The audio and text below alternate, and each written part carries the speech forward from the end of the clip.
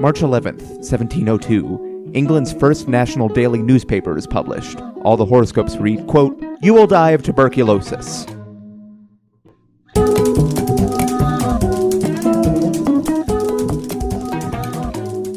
Welcome to The Revisionists. I'm Brian Flynn. I'm Zach Powers. And we have a great show for you. We're joined by the co-host of Jay and Roger Play Video Games, the writer and creator of the Bible Goes West podcast, the wonderful Roger Norquist, everyone. Thank you guys very much. I'm Roger Norquist. You're also the man behind the Stern German Lady Twitter feed. Yes, I am. Which is a very, not the way I should probably phrase that sort of thing. Don't pull back the curtain too much, Brian. What does that mean? I mean, it's definitely not things that I'm writing, like just sitting down and writing, but just like remembering what my grandma screamed at me and then making them even more brutal. Thank you for being here.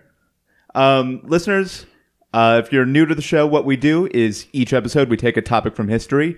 One person presents the official version of events, which will be Zach this episode, if I remember correctly. I hope so. Yeah. Yep, because I wrote something wackadoo. And that's what the other person does. They come up with a wackadoo bullshit alternate history, and the winner gets to become the truth.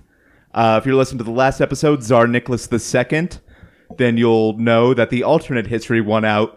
Does anyone remember what happened? It was kind of similar to the real history, except also he was like a hip-hop artist who occasionally created goodwill by releasing a dope album. That makes sense. Yeah. That makes sense. Yeah, that makes sense.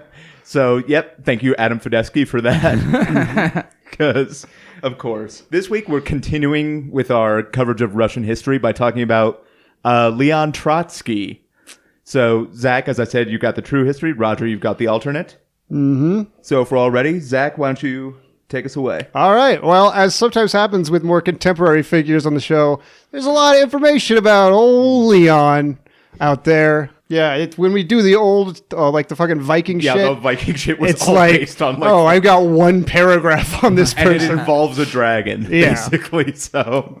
But I guess the record keeping got a little better, even though Stalin did his best. I don't know. The Icelandic sagas are pretty organized. Oh, yeah, they're so...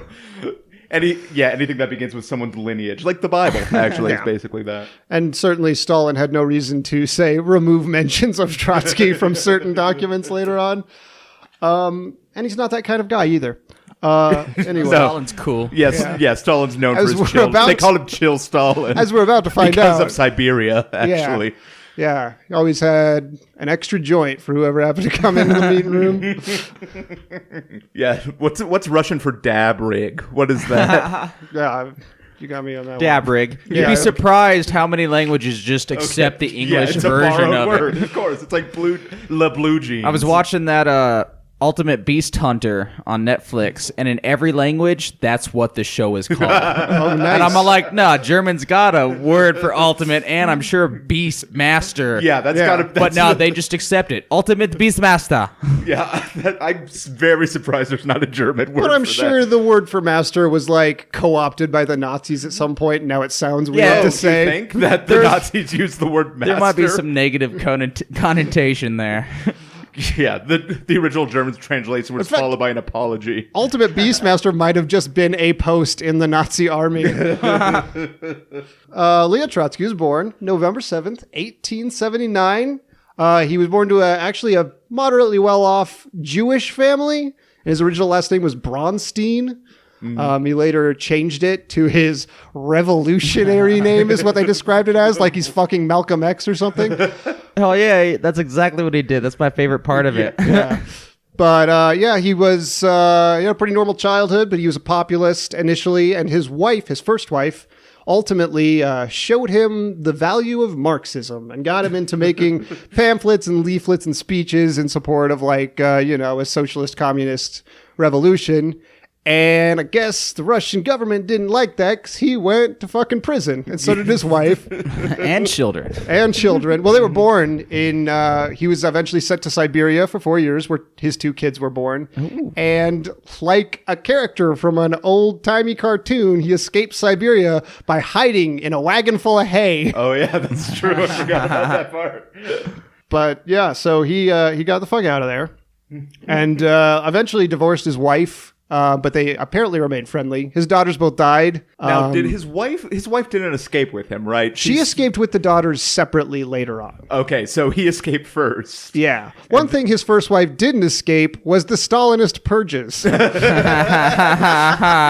the? This is the VH1 behind the music for Trotsky's first wife.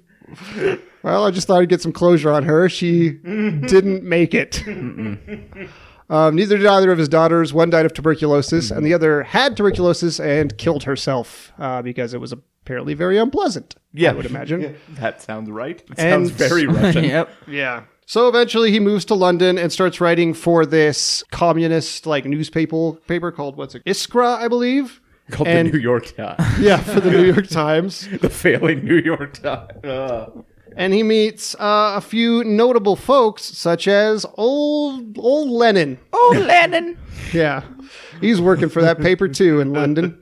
Eventually, he becomes one of the main people in it, involved with the paper. He meets his second wife, and there's splits among the team who kind of runs the paper over how they want the future of the Communist Party. There's a split in a communist organization. Yeah. Unification isn't easy. It's weird. They were really making very fine parsings of the different people's beliefs. Gonna be honest, it kind of becomes a trend. So there's the Bolsheviks, which is Lenin's whole deal, and This is Lenin's whole deal. It's his thing. Yeah. Everyone he dates has to deal with it. it's like dating someone involved in improv. He has to go to his Bolshevik meetings once a week. Oh, god damn it. I'm trying to. but I'm somehow trying to think of a Bolshevik Probably improv team. even more annoying. Yeah. But yeah, the Bolsheviks are we want a smaller party with more dedicated people, and the Mensheviks are no, we want a bigger party, but we're going to be a little less hardline on the ideology. It's kind of now, sort of the Bernie bro versus major Democratic Party shift is kind of what it reminded me of a little bit. Yeah. That's not ominous or upsetting at all. Yeah. Anyways, he returns to Russia when the 1905 revolution starts a percolating. It was like Paris. Moscow was like Paris back then, just percolating with activity and life. Yeah. A colder, much more brutal Paris. Yeah. Brutal Paris is actually the Russian name of Moscow. He actually rises to become the elected leader of the Menshevik Workers' Soviet, which is a fancy word for council. Very fancy. And at this point, Lenin is not a big fan of Trotsky. They're super, super divided on pretty much everything. But eventually, the leaders of the Soviet are arrested in 1905. Trotsky, once again, sentenced to Siberia, but he's even better. He's kind of refined his tactics because he escapes on the way to Siberia. It was nah, I can't return to my wife. Yeah. It's just more efficient if I escape before I get to prison. Yeah. And he goes back to London. Fuck, I can't return to my ex-wife. I left her in prison to escape in a truck full of hay. Which was the warmest material at the time for time, Russia. yeah. That was the best he could have done. Yeah, hay was the memory foam of the of the 18th. It's the currency of Siberia. Hey. He joins Pravda in London, which is another communist paper, and he works on trying to unify the rifts in the party, but Lenin remains kind of hardline about everything. Brian is acting like he's going to capture this cat like it's a rat he's going to eat. Nah, the cat's cool. I was trying to get... Willow walked into the room while we were recording and just took a dump because I forgot to take the litter box out of here, so... Well, there you go. That'll Behind the happen. scenes. A little... Not to ruin the mystique too much of a cat taking a It's shit. foreshadowing Stalin in this tale. Yeah. Oh, yeah. One thing that a lot of the people involved in the Communist Party don't like about Lenin is that he's very cool with the idea of robbing banks to support the opposition, and they think maybe be a little more lawful is kind of their game. Nah, screw that shit. I agree with Lenin? that. Yeah. Rob the banks. Divide it to the people. He eventually moves to Vienna, but is forced to leave when World War I starts. I'm just going to go ahead and say a percolating. Because he's a Russian immigrant, and Austria is not fond of them during World War I. 9. For reasons. So Lenin and Trotsky eventually find common ground in that they both hate the war. They oppose it. They don't think it's a good idea. And he kind of just gets kicked all the fuck around Europe for a while. He goes to France and Spain, but there's fascists rising up and people are suspicious of him. And eventually he gets sent down to New York City. The Big Apple. Yep. The windy... Mushroom. Yeah. Mushroom, the classic. Yep. I couldn't think of... The garlic knot. Anyways. The 1917 revolution starts occurring while percolating, I should say. Sorry. While he's I'll edit that out. Yeah. in New York. And he starts to head back to Russia. But the British intercept his ship. And he is again interred by British authorities. Which is a war crime, I might add. Well, yeah. Yeah. I guess take it up I with kind of take sides here, sorry. Yeah, no. the guy who came before Churchill, maybe? No, it wasn't the guy. It was... It probably was Churchill. He was an old dude back then, just telling people what to do. Churchill, I think, was an MP at this point. Military police, just Yeah. busting skulls with a stick. Yeah. Regardless, Churchill was definitely involved. Anyways, he became really popular with the workers and peasants while he was interred to the degree... I just pictured Churchill wearing a wire talking to Trotsky, Yeah. but the wire's like a phonograph. Yeah. To the degree that the other workers and peasants who were interred with him actually like petitioned and protested for his right to give speeches to them. Because the Brits didn't kind of care for that. Have Yeah, you they're- guys seen his talking? Not like since I'm like a Marxist anyway, but like he was phenomenal. He spoke so many languages and could tell speeches in all of them fluently and passionately. It was impressive. I would also petition to hear him speech. Yeah, just for entertainment purposes. A recurring theme is that he's apparently a fucking great speaker. Yeah. Not in like a Mussolini or Hitler way either, but like in just a good speak, like Yeah. Martin Luther I'm glad King you style way. clarified that. Good. Yeah, absolutely. Not in a Mussolini way. Anytime I call, I'm in a public speaking class right now, and I just want that to be on every grading sheet. Yeah, but he eventually gets released by the Brits and returns to Russia, and he becomes BFFs with Lenin at this point, and they work together to stop counter-revolutionaries in the early days, I guess, of the Soviet Union. During which time he is again briefly arrested. Is a reunion for his previous time in the fucking gulag. There was a cake this time. Yeah. But he becomes, by the end of the year, Lenin's like de facto number 2 guy. He's in charge of foreign affairs. And they're pretty antsy about signing a peace treaty with Germany because they're an imperialist power and they kind of just want to spur a communist revolution in post-war Germany, which might have been a better way for Germany to go. Might possibly. yes. I mean, there's a very good chance of that, given the alternative.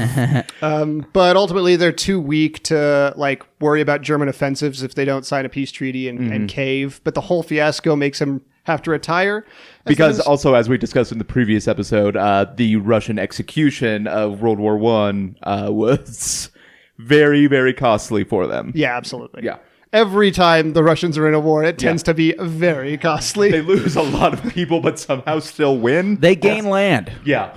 It's a blood for land system they work on. Oh, just wait till we get to Stalingrad. Right. Well, he's forced out of the Foreign Affairs Office, but takes over control of the Red Army, which he kind of modernizes and grows exponentially to get like a actual military force in Russia. They buy them a tank. Yeah. And it's at this... Where previously they just threw potatoes at people.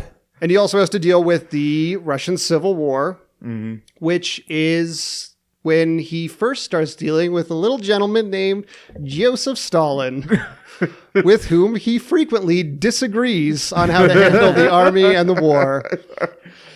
I mean, you're making it sound like they're like the fucking Odd Couple. Well, it They're was. sharing Here's a a fucking Russian. uptown apartment. And here's a Georgian, and they're all like, listen, I like war. And the other one's all like, I like war too, but in a different way.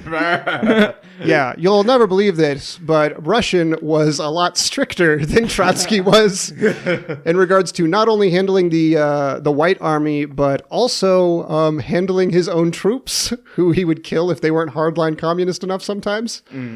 But eventually they do win that war. And they go about kind of finally establishing a lasting Russian government. Trotsky blew up a battleship, a Russian battleship, because they're all like, "I would like bread." Yeah. He's not great. Like, he's better than Stalin, but he still supported something called the Red Terror, which basically Was purged- killing the people who wanted bread. Yeah, like the bourgeoisie Yeah, they changed and the the name from the people Bread Terror. yeah, That's the supporting the dumbest white. fucking thing I've Yeah, ever seen. not great. And the next few years are kind of marked by just all these rifts in the party, the ruling establishment of Russia, usually with Stalin and on one side and Trotsky and usually Lenin on the other. But there were even times when Stalin and Trotsky found themselves in the same time because it was fucking just crazy. All kinds of shit going on. War makes strange bedfellows. I just pictured that being on like a newsreel. All kinds of shit going on in Russia. Anyway, here's this dog riding a bicycle. But things get upped a little bit when Lenin gets super sick and he starts having like a billion strokes. And Just a one right after another. One, the left side of his face is all droopy, then the right, and it just keeps alternating. yeah, people thought it was a new dance at first. Yes. The new dance craze that's sweeping Russia. The Lenin sweeps Russia. Thousands die. To be fair, every Russian headline ends with thousands die. It's a positive headline there. That means there'll be more bread. Yeah. Trotsky was assumed to be kind of the heir apparent, and that's actually what Lenin wanted. But Stalin starts forming this thing called the Troika with a few other prominent figures in Russian politics. And using surprisingly underhanded means to try and secure his secession, including like one time he packed a meeting of like the Russian party with delegates that were pro-Stalin. And amusingly enough, Trotsky got up to speak at it, and these shills and stooges that he had hired gave him a standing ovation, which kind of pissed Stalin off. Yeah, no shit. Stalin, can I say this too? Stalin, one time, Lenin had died. So Stalin did the bitchiest thing you could do and sent Trotsky a letter saying that the funeral was going to be the day after. So Trotsky was the only one that missed Lenin's funeral. He was out of the country at the time. But it was not true. He could have made it, but Stalin just lied so he would miss it and hurt his image. Like total Dallas style tactics. Yeah. I just pictured them in dresses falling into a pool. They totally think just that's say Dynasty, bitch actually. and slut all the time to each other. But the Troika... It's more like RuPaul's Drag Race. The Troika was kind of popular among the main party and also among newspapers, which coincidentally they controlled. Yeah. Well, I don't know if coincidentally is the word you want to use there. well, correlation, causation, Brian. Yeah. Let's be honest. Trotsky, on the other hand, was popular among universities and academics. So there you go. Fun to watch a man speak. Yeah. Yeah, they really get off on that. And it's not helped that Trotsky gets sick a lot during this time and has difficulty defending his name because he's often bedridden. Right. Yep. Yeah, because he's got the Lenins. But eventually... So Trotsky's forced out of his posts, but he keeps his seat in the party. Not long after, and he kind of just does nothing for a year. Like, he doesn't have any real set or meaningful role to serve. Meanwhile, the Troika falls apart. Natch. Yeah. And some of them actually turn to Trotsky as a hope to kind of bring back some favor and maybe bring about party unification. But it doesn't really work out. There's disagreement about, say, how things should go in China, where Stalin is more okay with the communists in China teaming up with the nationalists, and Trotsky wants, a proper communist socialist party. But eventually Trotsky loses that too. He loses his party membership completely. So Stalin gets more aggressive in his tactics, and every time Trotsky speaks, he hires people to scream out at him. That's almost more passive aggressive a little bit. Yeah, and eventually things get a little hot. So, The whole time he's murdering people too. Yeah. This is the only person he's being real passive aggressive to. well, eventually, not long after that, Trotsky We threw you a birthday party, Trotsky, but you missed it. Trotsky ends up being exiled. He goes from like Turkey to France to like Norway. In Norway, he's put under house arrest by the growing fascist contingent in Norway, who like despises him, and they manage to get him put under house arrest, which he calls the most repressive time like he ever spent in his life. And this guy spent time in Siberia.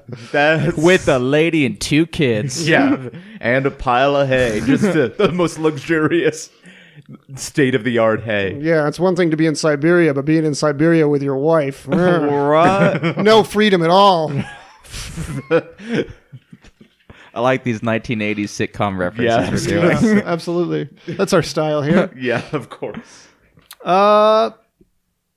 The remaining Trotskyites in Russia, guess what? Are killed in various purges in the 30s. There's mock trials in Russia to try and get Trotsky branded retroactively as like a terrorist person, Hell as a yeah. criminal against the state. Just such enthusiasm for a mock trial. Trotsky manages to wind up in Mexico, which, as we established earlier, because Rasputin had a failed immortality potion that turned him into 2 people, Vladimir Putin and the Chupacabra. Yep. The Chupacabra comes with Trotsky to Mexico. Yep. God damn it, I Yep. forgot about that shit. That makes sense. It all tracks. Yeah. It all checks out. Yes. So he's writing books, and he establishes the Fourth International Communist Party after Stalin is too friendly with Nazis for Trotsky's taste. He kind of wanted to avoid it to keep unification in the party, but after that, he was like, yeah, we got to do this shit. There's a failed assassination attempt, a raid on his property that kills a few of his guards. And then another assassination attempt where he is attacked with an ice pick. And it's kind of a bungled attempt. He manages to fight the guy off, and he gets captured and sent to prison. But Trotsky does die the next day of blood loss. So that would be not August. really a bungled assassination attempt. Well, Like, ideally, you successful. get out. Ideally, you escape. Yeah, the guy okay. intended to not be caught. But then again, he did come at him with an ice pick, so I don't Yeah. know exactly how. Like, so a not ideal assassination attempt, but like you got to work with what you got, I guess. B plus. Like Yeah. the guy died. Yeah. Anyways, that was August 21st, 1940, and that marks the end of old Trotsky. Well, Zach, thank you. Roger, if you're ready, go ahead and take it away. I am almost ready. All right. Well, all of what he said was pretty much accurate with a few omissions, but that's okay because Trotsky's life is Very very complicated. vast and complicated, as you said. However, he did not die in Mexico. This was, of course, a false flag operation by the CIA. Trotsky, of course, fled to Canada. And as Canada was then and is now, it is the leader of the free world, Trotsky was opened with welcome Yep. arms. For a Although few years... Germany contends for that role now. Maybe, definitely not then. No, definitely not. And I'm a hardline Canadian lover. For a few years, he lived in Vancouver Canadian because lover his is also your Twitter handle. Yep. I operate a few Twitter handles. For a few years, he lived in Vancouver because it was, as we all know, Trotsky was into Asian chicks. Big tracks. The Russo-Japanese War was a tough time for Trotsky. It tore him apart on the inside. But for a Russian man, the Vancouver heat, as we all know, was very unbearable. So he had to go up north to Inuit country. He went to the province of Nunavut. Maybe that's how it's pronounced? I think it's none of it. Okay. None of it. There we go. None of it. Yeah, that's the mnemonic. That's what you say when you move there. Yeah, that's the mnemonic device I learned for that. None of it. And a little town up there called Alert, which I think is how it's pronounced. Yeah, I was just Googling that the other day. Why? I'm Trotsky? no, I was reading. The real truth? I'm reading a book about. I'm reading a couple books about polar expeditions. Yeah, it's the most northern inhabited place in the world. I know this So- because of Trotsky. The Is weather. the alert that you should not fucking live there? Nah, you should. Alert, stop going north. What are you doing? Yeah. All right, so we're up in alert. Weather's very cold. People are good. He remarries again because, as we all know, Trotsky loves the puss. He marries a native woman and finds a fondness for blubber and what he learns is Eskimo ice cream. Blubber with berries and shortening fried up in a frying pan. It's delicious. Wait, so it's This fried. is a real thing. It's blubber with berries and Okay. shortening fried up in a frying pan. I mean, you already said that. That doesn't help. Okay, cool. It's delicious. Trust me. Did you bring samples? No, I didn't. I just Okay. I eat a lot of fun things. That's your Instagram feed. Fun eats, and it's mostly blubber based. I love it. All right, so he's living in this in Inuit country, town of Alert, for many years. Has another wife and kids. Night of Christmas Eve, 1957. Trotsky was up late drinking cocoa, stewing over the failure of his workers' revolution when he heard a knock on the door. Haven't we been there? Haven't we all? Yep.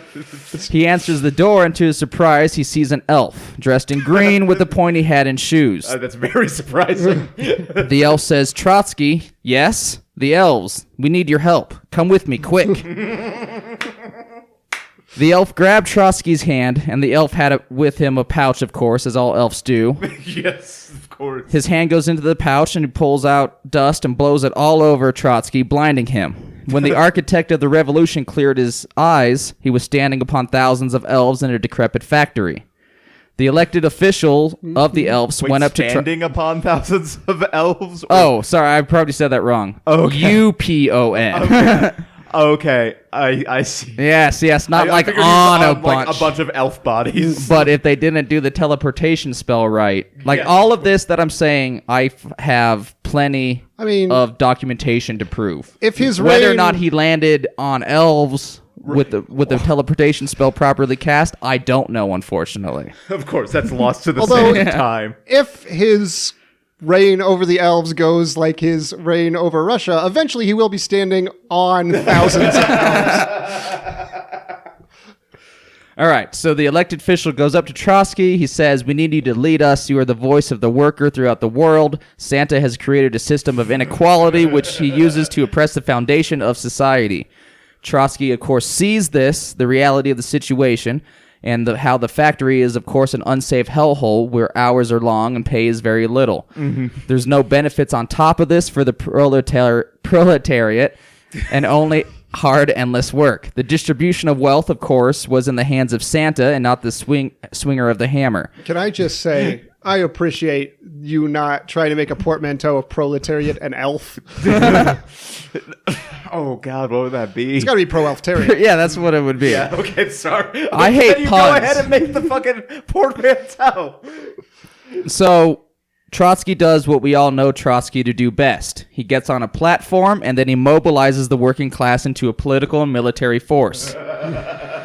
Santa in his White Castle, built by the hands of an underpaid worker force, does not notice the organization of force around him, and the elves storm the castle and slaughter all which betray the revolution by loyalty of the great oppressor. Within minutes, the proletariat elf army has captured Santa and his family and take them down to the basement. Trotsky, of course, as we all know, wanted to do a mock trial to bring unification and prestige to the party. His No, followers... That's never a real trial. No, it's never a always- real trial with Trotsky.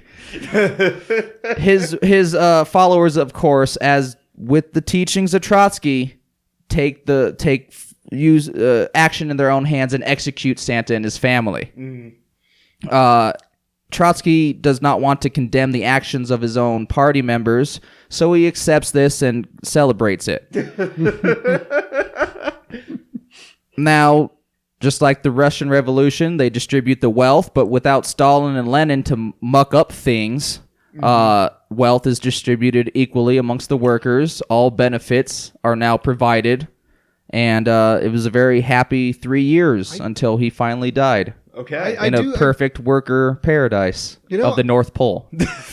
I like the through theme from the last episode to this one, because in the last episode, we were talking about how Tsar Nicholas was called Short Nick, which sounds like a name for Santa Claus. I didn't think about that. I like the idea. I'll get to this in judgment, actually, but I just like the idea of what this is doing to the idea of Christmas, just because it is a holiday about gift giving. That stupid Amber Alert. Hey, everyone, if you are out there, an Amber Alert has been deactivated. So never mind. Sorry, no alert. We're good. I mean, of course, this will be released a few days after this, so don't think about... If you've spent the last half a week following up on that Amber Alert you got, you've been wasting your time, buddy. Here's your closure. 30 minutes after the original alert, deactivated. Yeah. Also, if you happen to get an Amber Alert while you're listening to this podcast, pay attention to it. Save that kid. Or midget that man confused for a kid. Is that an In Bruges reference? Spoilers for In Bruges. Yeah, fucking spoilers for In Bruges. Oh, god damn it. Judgment falls to me this episode. And I'm really liking the idea of Santa Claus being overthrown by a workers' It's not an idea, it's the truth. Well, yes, sorry.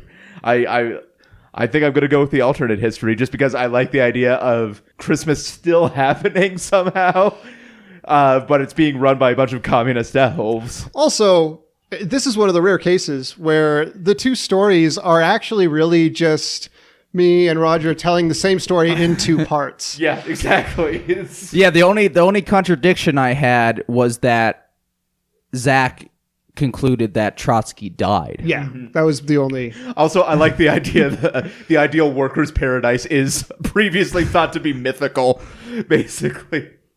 Yeah, there was a lot of my myth and mythology course went into that. Oh, yeah, they talked a lot about Santa Claus in your myth and mythology. Yes. Hell yeah. I just thought like Perseus. I probably misread because I said I saw something about an ice pick and I was in a hurry. I was probably reading about the icy picks of the elves that were oppressed. Of course. So before we go, quick plug, Nighttime Tonight, our live late night show at the Deer Pile will be happening Thursday, March 16th. That's the next one. And then the one after that will be April 20th. It's the third Thursday of every month. That's 9 p.m. at the Deer Pile. All the donations are going to a different charity. This month it's the Karam Foundation, which provides aid to Syrian refugees. Good for you. I was going to say good for them, but no. No, but good for you guys for doing the good fight. Oh, it's such it's such an underwhelming fight. The end goal is good for them. Yeah, but not good for them currently. Yeah. Just like continued survival for them. Listeners, if you're so inclined, please rate and review the podcast on iTunes. That's so helpful. And also find us especially written reviews are the most helpful of all. Yes, indeedy.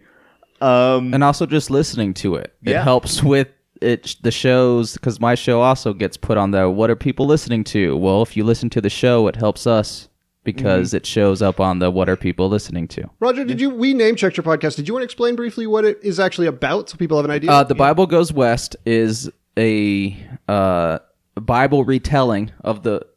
Let me say that like an adult. The Bible Goes West is my written version of the Bible. It's an audiobook in the podcast section, because that's how things work. It's narrated by Brent Gill as the great J.E. Tucker, the true author. We're doing like a Don Quixote thing, and it's J.E.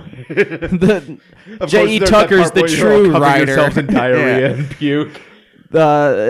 J.E. Tucker is the great true author of The Bible Goes West. And then, Brent Gill as J.E. Tucker, me as a number of characters, Jay Gillespie as a number of characters. And if you've seen the Bible on Netflix, it's basically that, but an audio version of it. Real fanciful and Western, but, instead of old-timey. So if you're listening to this podcast and happen to be a fan of rewriting things from history, possibly this is a good jumping off point. In the next season, I make a number of Quickly Down Under and Naked Gun references. Perfect. And throw in that style comedy. It made Brent laugh out loud while he was trying to narrate it multiple times. So we're in a good direction. Me and him are the writers. I'm head writer, obviously, because I'm not going to require him to read the Bible. Oh, goddamn. I mean, we're basically at plugs, but for this podcast, there's our Facebook, our Twitter, our Instagram, and our website, revisionistpodcast.com, and our Patreon page, which helps support the show. We still have a few of those Jeff Tice designed T-shirts left, which are awesome. So yeah, Roger, we mentioned The Bible Goes West. Yep. Stern German Lady. At Stern German Lady. All this can be found at Sexpot Comedy, too. Yes, of course. And then the show, Jay and Roger Play Video Games. Yes. You want to talk about that for a minute? We are leaving the pre-recorded nonsense and hassle of editing and post-production, and we are now making it a live show. Mm-hmm. We are planning on doing it every Tuesday around 9-ish. And, we'll play video games for 2 hours up in Sexpot Studios Comedy, invite comedians, that are in the open mic and buddies that are in town, and play some fun, new multiplayer, single-player PS4 games. We're building, what of them thingy-bobbers called? A Raspberry Pi. Wait, what is that? The nerds know what I'm talking about. My roommate has one. What is it? It's a small computer, and that's basically what it is, but what people are currently using it for is to build emulators so you can play 64 and shit. Oh shit! Okay. It's a motherboard that comes with USB ports and HDMI ports, so you can run it to TV. You can put in USB N64 controllers and fun nonsense like that, and it's a great recreation of our childhood. If you're old enough to be playing the 64 and Super NES games, Get on that GoldenEye. Indeed. Yeah. Also, when you say building Raspberry Pi, I'm like, that's, I love saying it. yeah, But I don't know. the nerds know what I'm talking about. That means something very different for me. Some Raspberry Pi GoldenEye. Yep, that's the slogan. Yeah, it's something an old Southern woman might say. So that's the future of video games, Is though. that something an old Southern woman would say? If she read is. Ian Fleming's novels. Yeah. Okay. Fine. But that's the future of video games. Live streaming from now on with Jeremy Peischer as our producer. Nice. On-screen producer. And that's streaming on Facebook. Yes, it is. Awesome. Zach, we talk about this all the time, but you co-host Stage of Fools. That's correct. And our final episode for this season of the show should be coming out around the same time as this episode. Mm-hmm. And then we're on hiatus until season 4 of The Royals returns in some months' time. As for me, mentioned Nighttime Tonight. I will be at Comedy Works for the Funny Final Four on April 5th. And I will be doing a show on March 28th at Voodoo Comedy Playhouse called Target Practice. That is an all crowd work show and terrifies me. So if you want to check why? that, it's because it's there. It's like the Everest. This podcast is the sum of Brian's social interaction for every 2 It's weeks. been great. Just do what you've been doing here. Crowd work is the funnest. I grew up with Sam Talent doing Sam stuff. Talent. So, all that crowd work is just talking to someone, and then when they say something, anything, it doesn't matter. You make a silly face. You go, what? That was a dead-on Sam. Or, yeah, he does the arm things. I'm sorry you guys can't see it, but I literally just leaned into the mic and threw my arms at the hip like a sassy stepmom. Slash Sam Talent. Yeah. Who's more of a Sasquatch stepmom. Yeah. I've hit 2 really dumb things this episode, so we should really get out of here before I break the internet. Just don't be scared, Brian. That's all I want to say. That's Crowd work's not fun. possible for me. For everyone here at The Revisionists, I'm Brian Flynn. I'm Zach Powers. And I'm Roger Norquist. Thank you guys for having me. Roger, thank you for being here. Have a good time. I will.